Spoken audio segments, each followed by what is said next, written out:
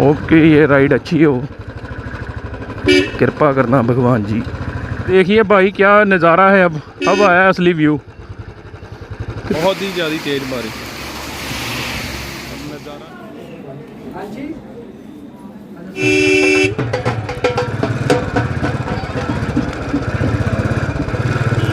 View देखिए कितना बढ़िया है सुबह सुबह।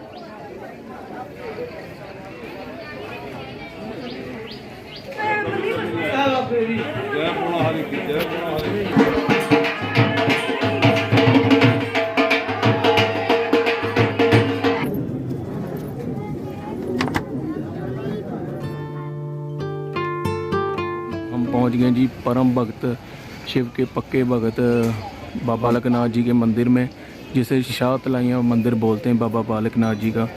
तो आइए करते हैं इस मंदिर के दर्शन। बड़ी ही कठिनाई से पहुँचे हैं और यहाँ पास में आपको काफ़ी दुकानें वगैरह प्रसाद की मिलेंगी। बताते हैं आपको यहाँ का इतिहास।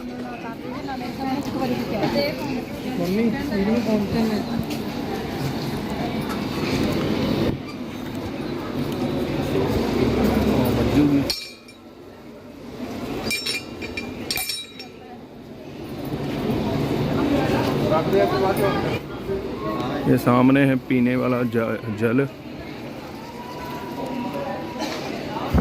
करते हैं, करवाते हैं आपको दर्शन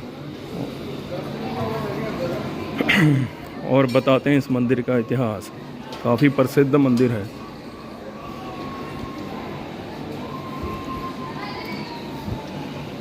ये बाबा जी की सामने मूर्ति, कितनी प्यारी मूर्ति है।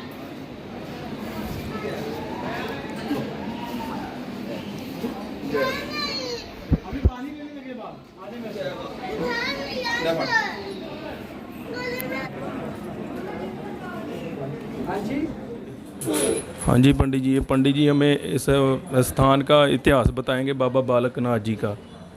हाँ जी, जय बाबा जी दी।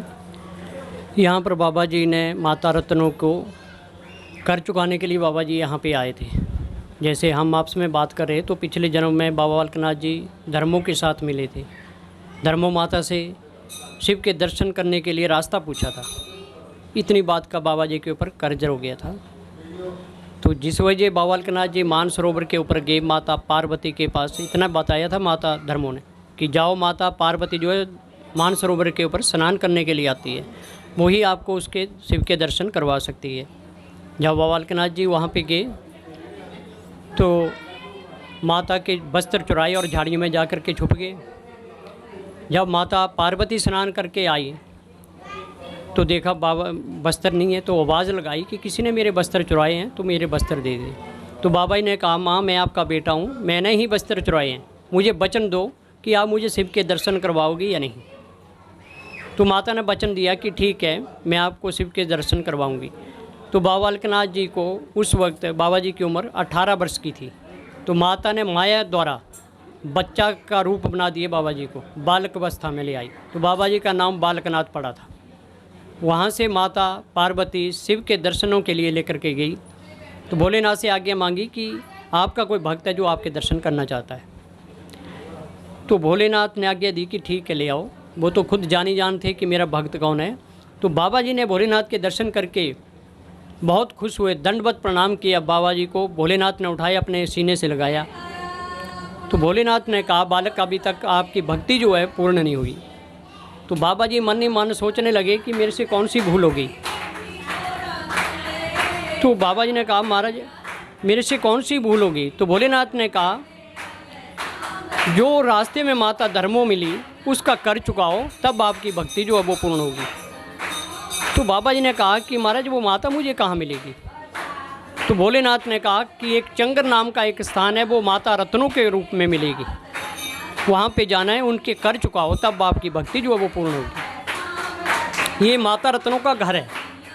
इसी जगह के ऊपर बाबा बालकनाथ जी आए और यहाँ पे आके भिक्षा मांगी थी बाबा जी ने। 12 साल तक माता रत्नों की सेवा की, गौएं चराई। माता रोटी लस्सी लेकर के जाया करती गुरुना झाड़ी के नीचे।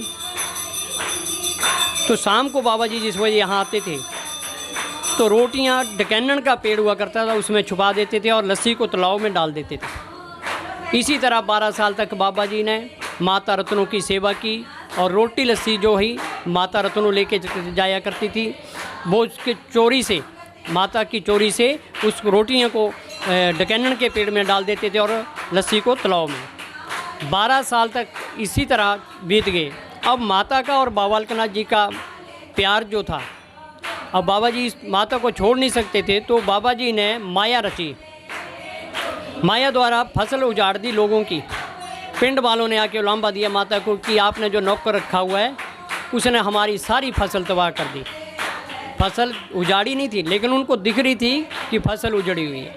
माता को गुस्सा आ गया, चले गई माता। गुस्से में बाबा जी को डांट दिया कि मेरे प्यार का बदला तूने ये दिया, तेरे को मैंने रोटी लस्सी खिलाई, तुझे अपना लाड प्यार दिया, तो उसके बदले तूने मुझे ये उलांबा दिया। तो बाबा जी ने कहा माँ, मैंने किसी की फसल नहीं उजाड़ी, आपने मुझे जो रोटी लस्सी का ताना दिया ना, वो पड़ी उधर, तुम्हारी 12 वर्ष की रोटियां थी, उधर पड़ी लस्सी।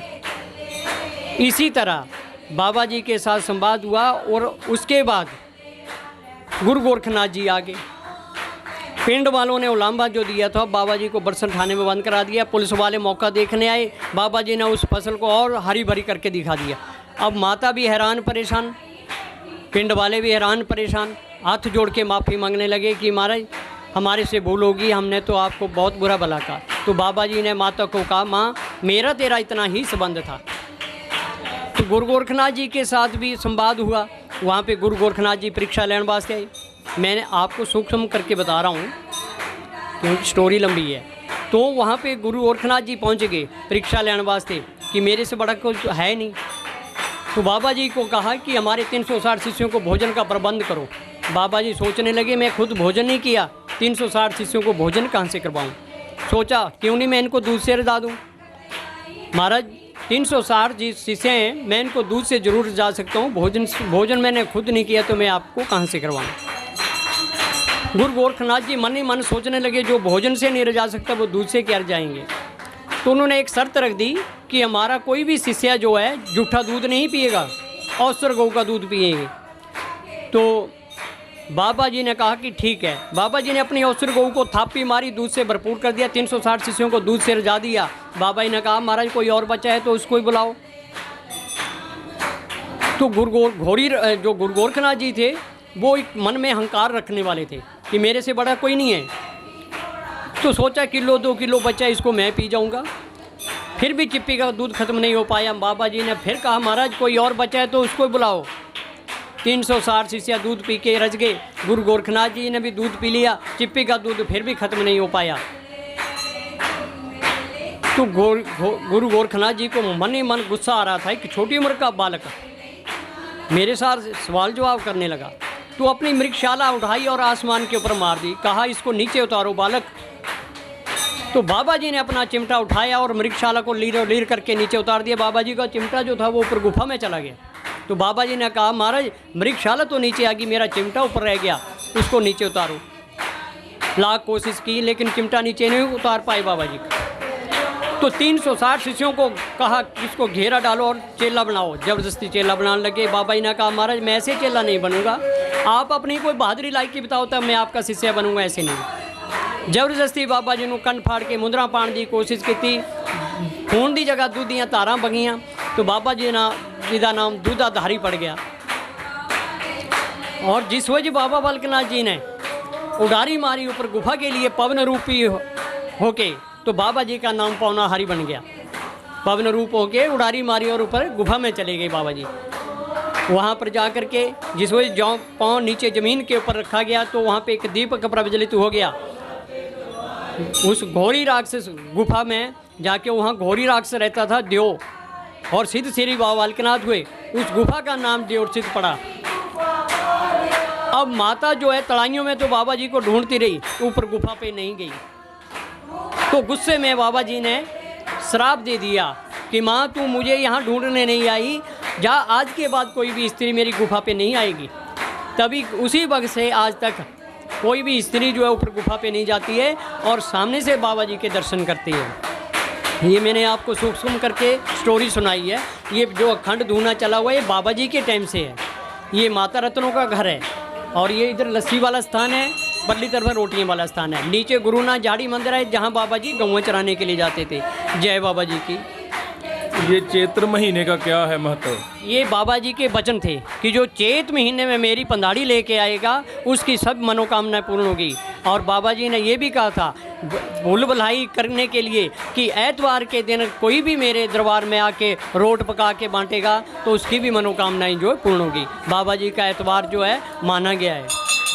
रोट का यही मतलब है? हाँ जी, हाँ जी। बाबा जी ने वचन किए थे कि पहले होता था कि जो पकवान होते थे वो नहीं होते थे तो सादा मिठा रख के ही भोजन कर लिया करते थे। तो बाबा जी ने कहा था कि जो मेरे नाम से रोट पका के देगा उसकी मनोकामनाएं जो पूर्ण होगी। जो ऊपर मंदिर है उसमें क्या, उसका क्या मतलब है? उस गुफा में ही जाकर के बाबा जी आलोप हो गए थे। यहाँ पे तो 12 साल तक माता के पास रहे, उनका कर चुकाने के लिए आए थे। फिर उस घोरी राक्षस की गुफा में जा करके आलोप हो गए थे बाबा जी। आपका नाम क्या है? आप मेन पुजारी हो यहाँ के? पंडित श्रवण कुमार जी। मेन मतलब मेन पुजारी हो आप? मैं नहीं है, सभी जो भी होता है मैं नहीं होता है, इसमें कोई भेदभाव नहीं है। जो पुजारी है वो पुजारी है। आप कितनी देर से हो यहाँ? मैं तो यहाँ कम से कम को 35 साल से हूँ। बाबा जी की सेवा कर रहे हैं? जी हाँ जी। बहुत अच्छा आपने मुझे इतिहास बताया, बहुत अच्छी तरह से बताया। तो जय बाबा जी की। थोड़ा समय का भाव है, आरती का समय हो रहा है। जय बाबा जी की। जय बाबा जी। हेलो, गुड मॉर्निंग जी। कल शाम को मैंने आपको एक मंदिर के दर्शन करवाए थे जो था शाहतलाइयाँ मंदिर। तो अभी मंदिर के पास कल रात को हमने एक रूम लेकर स्टे किया था। तो अभी सुबह के ऑलमोस्ट 6:15 हो चुके हैं। तो अभी एक और मंदिर के दर्शन करवाएंगे आपको, जो कि पंडित जी ने बताया था कि गुफा वाला मंदिर है। अभी उसी मंदिर के दर्शन करवाएंगे। अभी सुबह सुबह इसीलिए जा रहे हैं, कहते हैं कि सैटरडे और संडे उस मंदिर में काफ़ी भीड़ रहती है। तो जितनी सुबह जाएंगे, जितनी जल्दी जाएंगे उतनी जल्दी दर्शन होंगे। तो चलिए चलते हैं। लिया था वो काफ़ी एवरेज सा था, पुराने ज़माने का लग रहा है। पंखा काफ़ी तेज़ चल रहा है। तो चलो चलते हैं, अभी करवाते हैं आपको सुबह सुबह मंदिर के दर्शन। तो देखिए सुबह सुबह काफ़ी रौनक लगी हुई है, मतलब लोग आ जा रहे हैं मंदिर में दर्शन करने। वो इसी मंदिर के पास एक हैंड पंप भी लगा हुआ है। लोग काफ़ी संगत यहाँ से लोग आते हैं, जल वगैरह पीते हैं।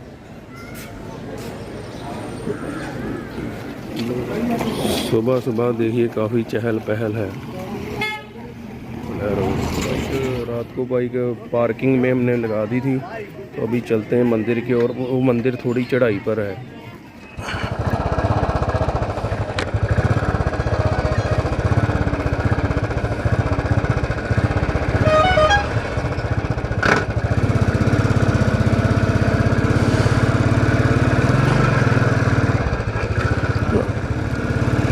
यह मंदिर में हम जा रहे हैं, उसकी थोड़ी चढ़ाई है, 4 से 5 किलोमीटर की है।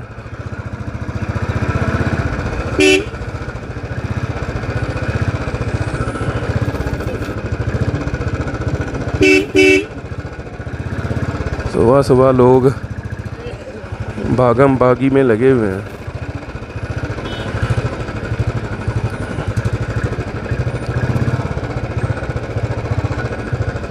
देखिए व्यू सुबह सुबह का यहाँ का।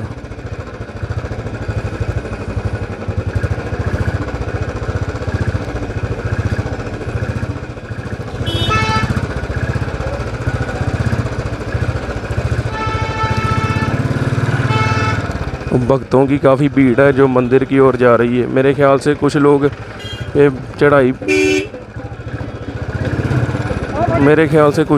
चढ़ाई पैदल भी करते हैं।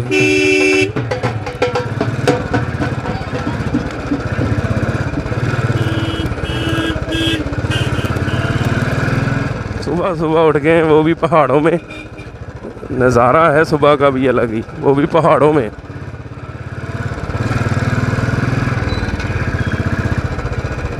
देओट सिद्ध 4 किलोमीटर, इसी मंदिर में जाएंगे हम।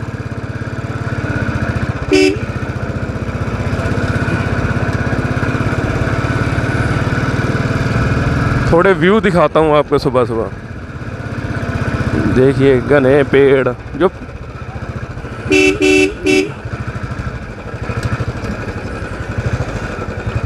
सिद्ध बाबा बालकनाथ जी पावन सतली में स्वागत है।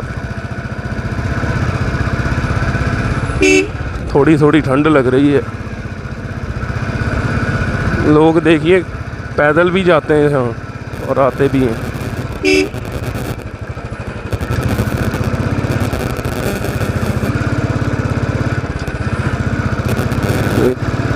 पहाड़ों में सुबह सुबह बाइक चला रहे हैं, और क्या चाहिए।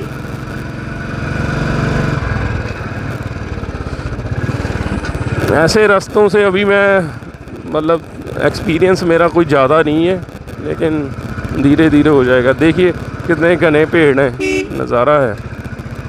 सुबह सुबह बाइक चला रहे हैं, पहाड़ों में नज़ारा है, नज़ारा।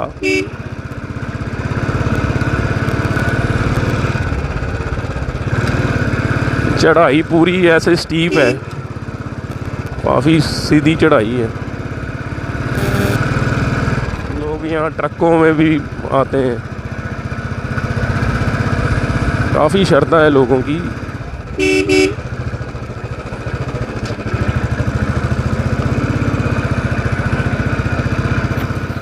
पहुँच गए हैं जी दरबार में। अभी सीढ़ियाँ हैं, सीढ़ियाँ चढ़ के जानी पड़ेंगी, तो चलिए चलते हैं। देखिए कितनी भीड़ है सुबह सुबह। ये सीढ़ियाँ हैं जो चढ़ के जानी पड़ेंगी।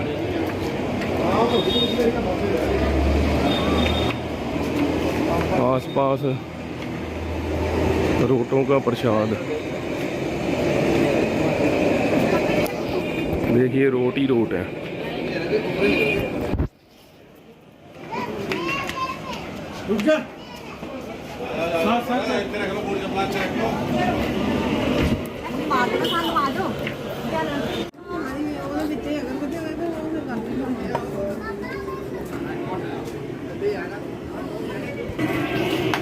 काफ़ी सीढ़ियाँ हैं, अभी काफ़ी सीढ़ियाँ हैं। व्यू देखिए कितना बढ़िया है सुबह सुबह।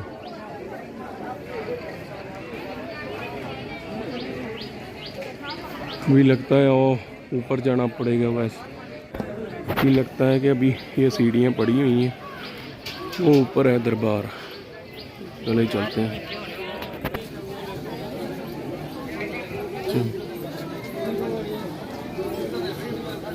ओके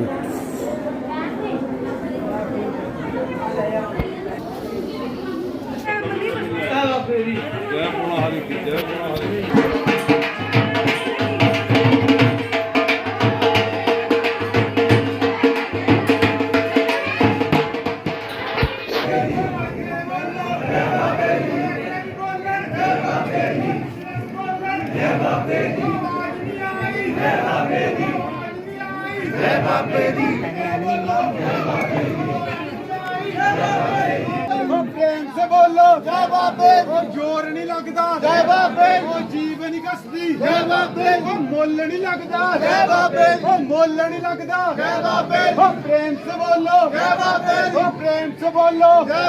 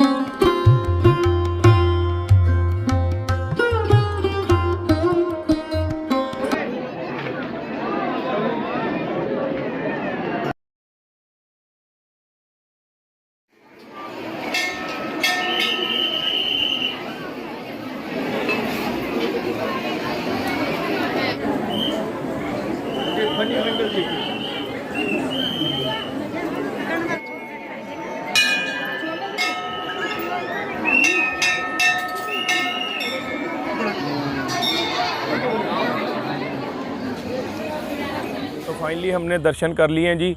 सुबह के 7 बजे से लगे थे और 11:30 हम दर्शन करके फ्री हुए हैं। तो इससे ये है कि सैटरडे और संडे इस जगह पर, इस स्थान पर काफ़ी भीड़ रहती है। तो वीडियो को यहीं एंड करते हैं। तो धन्यवाद।